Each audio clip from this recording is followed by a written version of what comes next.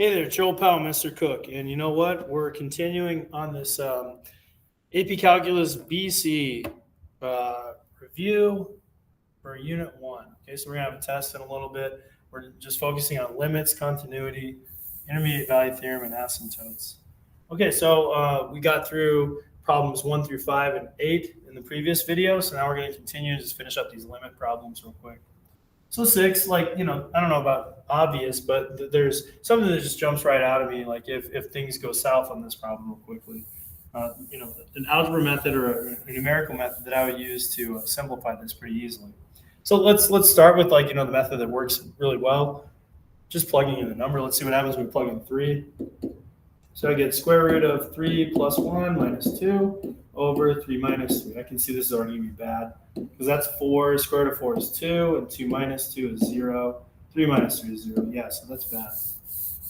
Okay, so this went south pretty quickly. So what I'm going to do now is, try to simplify this as much as possible. You can try a bunch of different stuff, factoring, multiplying by constants, things like that, or multiplying by their functions. That helps out. The thing that I noticed that's really bad is the stupid square root right here. So I personally would just try to get rid of that square root. And the way that you can get rid of square roots in general is by using the difference of squares and by multiplying by something called a conjugate. So conjugate is especially with irrational expressions, it's kind of like the idea is to get rid of the exponent by squaring it, okay? Or sorry, by getting rid of the square root by squaring it. So I would square it, square root of x plus 1. And that's what I do, multiply the top and the bottom by that. But there's one little tiny change that you need because you have that minus 2 right there. So to get rid of that, truly, if you did multiply that square root of x plus 1 into both of these terms, this part definitely would go away. The square root would go away. But look what happened when you distribute that part in. You just get another square root there, right? So if you use the magic of the difference of squares, instead of multiplying by just the square root, you'd also multiply by, you take the opposite of that number that's adding or subtracting. So the opposite of negative 2 is going to be a positive 2, so I'm going to multiply by plus 2 also. So that's what I'm going to multiply on the top and the bottom. It's again called the conjugate of that irrational expression, square root of x plus 1 minus 2. Okay, so if I do this, I get to use all the power of the difference of squares, like I said, no middle terms, just squaring both values. And here's what I end up with. So if I FOIL it or whatever you want to call it, I like to call it distribute and multiply. But if I take these two things together and multiply them, I take the square roots, so the square root, x plus 1, and multiply by itself, so square it. And then I multiply it by 2, so plus 2, square root, x plus 1. And then negative 2 times that, so that'd be a negative 2, square root of x plus 1. And by design, these two things, the square roots, cancel each other out, so they're gone, they subtract away. And then the last thing I have is negative 2 times 2, which is a negative 4. And that's my numerator, okay? And I can, fix it a little bit in a second because I noticed one more thing that I can work with. But that's what I want to do. I want to get rid of this square root. So I'm going to just, multiply those two things together to get this numerator. And I'm just going to leave the denominator factored as is. So I have an x minus 3, and then it doesn't look nice, but I've got that square root of x plus 1 plus 2. Okay, that quantity right there. Okay, now let's look at the top part, the numerator. I've got a square root and a square. Those are inverse operations, so they cancel each other out, leaving me just with this x plus 1 in the numerator. And x plus 1 minus 4, I can then just, combine like terms and get a negative 3 right here. And look at that. That's perfect. I've got an x minus 3 on the top and x minus 3 on the bottom. And that's what caused this 3 right here to create a 0 over 0 kind of thing. So now that if I divide that out, I eliminate that part that's making a 0 over 0. And all I'm left with is this expression now. 1 over the square root of x plus 1 plus 2. So now if I plug in 3, things should work out all right. So I get a 1 in the numerator, and then 3 plus 1 is 4, so square root of 4 is 2. And then if I add 2 onto that, that gives me 4. So 1/4 would be my limit for number 6. And, again, what tipped me off that I'd have to do this stuff? Well, first off, I plugged in and I didn't get, something nice. I got 0 over 0. But I also saw this expression at the top. I saw a square root of some expression of x, and then I was adding or subtracting some number. That is perfect for multiplying by a conjugate. It cancels out really nicely, and some good stuff happens.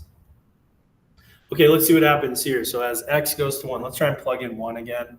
Let's see what we end up with. So we'd have e to the first power over 2 times 1 squared minus 1. Okay, so let's see what we end up with here. E to the first power is just going to be e, and then 2 times 1 is 2, and 2 minus 1 is just 1. So I get e over 1, which is just e. So e would be my answer for this one, it looks like, if I just plugged in 1. Yeah, that's it. Okay, so that's nothing crazy. It's just what I'd end up with. Okay, cool. So e is the answer for that one. Just plug in e, or plug in 1.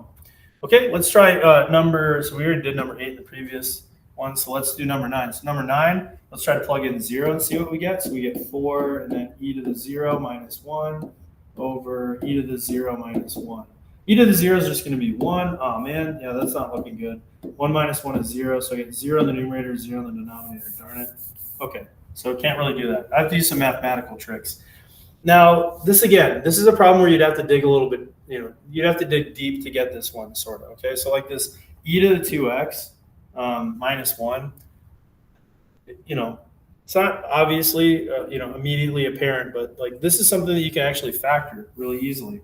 So e to the 2x minus 1 is actually the exact same thing as like x squared minus 1. And here's why, okay? E to the 2x, I can rewrite it as e to the x squared. And if I just do a simple substitution, like let's say that y is equal to e to the x, that means that this becomes y squared minus 1. And this thing is totally factorable. It's exactly like that. So that's why I say that like this problem is just a difference of squares problem. All you have to do is just use substitution, and it works out pretty nicely. So let me write those steps one more time so you can see, okay? But like, look, you wouldn't necessarily be expected to know how to do this. It's just sort of like an extra, algebraic question that we get to add in there, like something that's a little bit challenging for you, okay? But yeah, factoring is what ends up working out really nice. So if I do, factor this expression, then I get 4. And then remember that I can rewrite this as y to the second power minus 1, where y is equal to e to the x. Well, this thing factors to become y plus 1, y minus 1. So if I substitute those y's back in, then that's e to the x. And that means that this whole thing factors to become e to the x minus 1, and then e to the x plus 1. And why is that really helpful for us? Well, in the denominator, we have e to the x minus 1. So that's where our zeros were coming from, in the numerator and then in the denominator. So they divide out in this case, leaving us just with the limit as x goes to 0 of 4 times e to the x plus 1. Now if I plug in my 0, I get 4, and then I get e to the 0 plus 1, and e to the 0 is just 1, so I'd end up with 4 times 2, which is just 8, so I can just leave it like that and move on with my life. So there you go. There's 3 more limits. Oh, what the heck? Let's do the last one too, number 10, okay? So find the value for each of these using the graph at the right. So the graph that we have over here. All right. So some of these are pretty easy, like f of -2. All the ones where you just plug in the number, those are easy because all you got to look for is like a dotted line, or a dot where the x value occurs. So like, for example, at -2. So if I'm at -2, I'd look for an x value or a dot value. But look, I just have a dotted line all the way through. So that means that there is no point actual location where -2 is like a number, okay? So like when I plug in -2 for x, f isn't going to have a number. So that means that in this case, the actual value does not exist. There isn't a value. It doesn't exist. And then let's see what happens at 0. So at 0, if I were to draw a dotted line through, the dot actually happens, the actual location of the point happens right there. So f of 0 is going to be equal to 4. And then for 2, so if I draw a dotted line through here, there is no dot through this whole thing, right? So again, this is another one where there is no possible answer for like where the actual location is, because the location doesn't exist at that point. And then the last one, f of 4. So if I draw a dotted line through here for 4, it has a little dot right there, and it looks like that's going to happen at 2. So f of 4 is going to be equal to 2 in this case. All right. Now let's tackle these limits, okay? So it looks like each of these are full limits. They're not left and right limits. So when we look at this graph, here's what we're looking for, okay? On the left-hand side and the right-hand side, if they meet up at the exact same spot, then that location is going to be the location of our limit. However, if on the left-hand side it goes to some value and on the from the right-hand side it goes to a different value, this is a case where the limit does not exist, okay? So that's what we're looking for. So let's see what happens at 1. So here's 1, x is 1. So if I start over on the left-hand side of the graph and I make my way through the graph, here we go, all the way through here, and then it goes up here.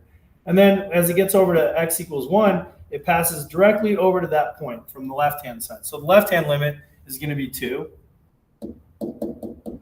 And then on the right-hand side, so if I start on the right-hand side of the graph, it goes through here, and then this dot, and then it goes through here, goes through that little point right there, and it makes its way to the exact same spot when I get to x equals 1. So the right-hand side of the limit is also going to be 2. So since these two numbers are the same, that means that our limit is going to be 2. That's where it occurs. Okay, so it's like this situation right over here, where the left and the right line up to the exact same point. Okay. All right, let's move on to the next one. So the next one, it looks like, is going to be 0. So if I start over on the left and then make my way over towards when x is equal to 0, it looks like it ends up right over here. So on the left-hand side of the graph, as I make my way over to 0, it looks like I'm getting right over here, which is maybe about like a half or something like that. I don't know, some number like that. Okay, and now on the right-hand side of the limit, as I make my way down the graph from the right-hand side, make my way over towards 0, it looks like it's heading over to this number right over here, which is 4. So since the right-hand side limit and the left-hand side limit are not the same number, I say that for this one, the limit does not exist because they don't go to the exact same spot, when x is equal to 0. Okay, I'm going to do the same process 2 more times to find these other limits. The next number that I'm looking at is 2. So as I make my way through this graph, from the left-hand side, as I get to 2, it looks like I'm going right over there, which is that number again. Maybe it's like a half, I don't know. So left-hand side, it's about like a half-ish.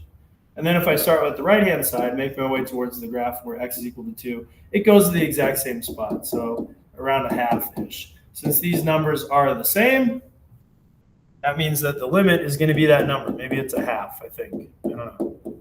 Looks like a half to me, I think, right? Yeah. I don't know. All right, last one. What happens, when the graph goes to 4? So from the left-hand side, it looks like it's going up and up and up to positive infinity. So right-hand side, infinity. Left-hand side, blah, blah, blah. As I make my way over to 4, it looks like it's also going to infinity. So you could write infinity if you want. I don't take anything off. But I tell my kids that when you're, getting infinities on the left-hand side, right-hand side, negative infinity, positive infinity, doesn't matter. I tell you to always write DNE. So in my class, I expect you to write DNE, but I know some teachers want you to actually write out that it goes to infinity, and that's okay as well. But when you write out that it goes to infinity, make sure you draw a little arrow going to infinity, not equals infinity, because technically that's not correct. Because it won't, ever equal infinity. It's not possible. Anyways, so that's number 10, A through H. I hope that was helpful in understanding the limits and the left-hand side and right-hand side of the limits. Okay, I think that's it for this video. And then in the next one, we'll just tackle continuity. So probably just do numbers 11 and 12. And then the last one, we'll do intermediate value theorem and asymptotes. Okay, well, I hope you found this video helpful. If you didn't, go find your calc teacher and ask them some questions. I'm Mr. Cook. I'm available in the morning if you need any help, and I'm always willing to help you out before school or after school. So come track me down, and I'll help you out. I'll work through this whole thing if you want help. Okay, well, thank you very much for watching the video. Again, I hope you found it helpful, and I'll see you in the next one. Bye-bye.